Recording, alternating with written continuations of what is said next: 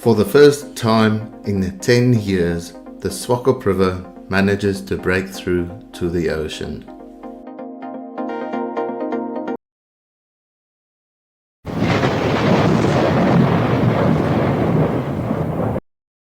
Amushelelo went from one shopping complex to the other and closed them down. His actions comes after the Namibia Revenue Agency burned counterfeit goods worth $5 million. The goods, Namra says, were confiscated after they were illegally imported into the country. But Amushelelo and his group argued that businesses in Chinatown too deal with counterfeit products and should not be spared. Any Chinese shop that open, you are welcome to shop for free.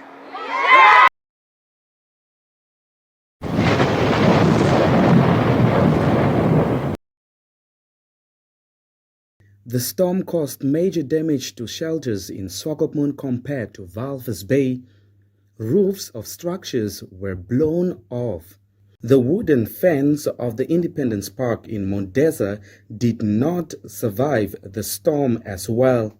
Some parts of the road between Walvis Bay and Swakopmund were covered in mini sand dunes, either stopping or slowing down traffic flow while visibility was poor on the streets. Shopping malls were covered in dust. On the other hand, private schools and daycare centers were forced to close down temporarily.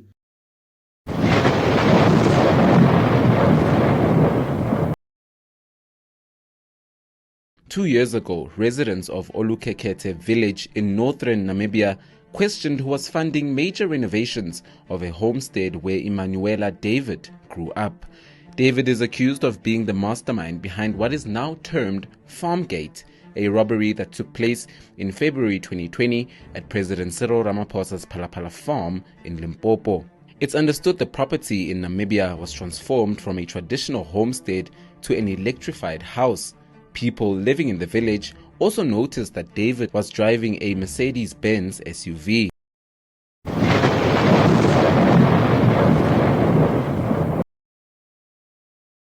This was revealed by the British High Commissioner to Namibia, Charles Moore, when he paid a courtesy call on President Geingob at State House. President Geingob and counterparts mostly from the Commonwealth who paid their last respects during the state funeral service to be held at Westminster Abbey next week. The President, who has had a number of encounters with Queen Elizabeth II, hailed her commitment to service. She's going home, she really did what she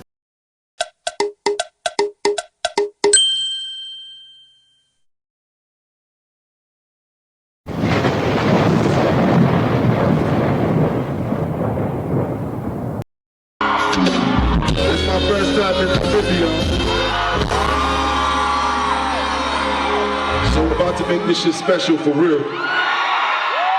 And you know why I'm here? Tell them what I'm doing.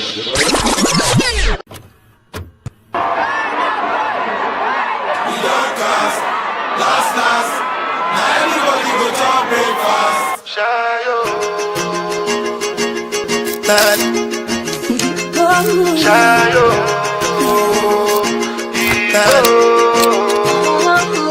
you go bow for the result, oh.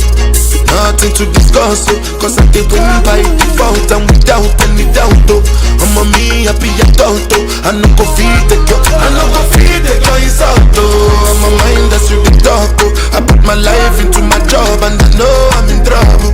She manipulate my love, oh. I know holy and I know that get both. Like the Baba Frayo, my ayo, don't cry, yo. I need to go and shayo.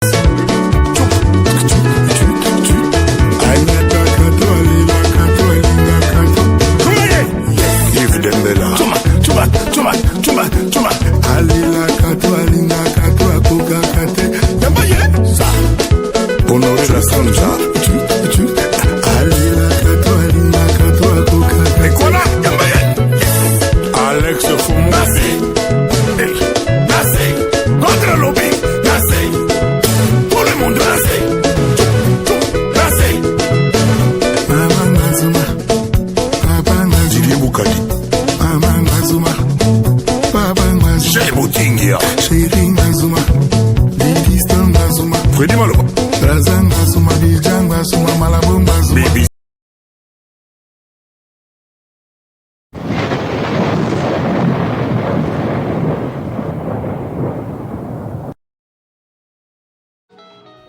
The steadfast Deputy Prime Minister Netumbona Ndindaitwa is the first woman in the history of the SWAPO party to be elected vice president. She overwhelmingly received 552 votes out of 763 to land the position. I also declare you as a duly elected vice president of the SWAPO party. Thank you. Congratulations. What it really means to me.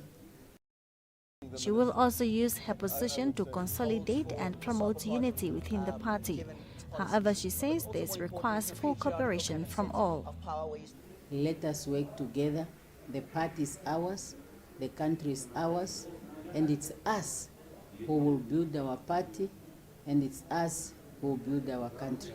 The SWAPO party vice president and advocate for women's empowerment in 2013, when the SWAPO party earlier on took a decision on a 50-50 gender representation. She addressed fellow parliamentarians on the issue and said time to talk is over. Now it's time to take action. She's still urging fellow women to rise up to the challenge and make a mark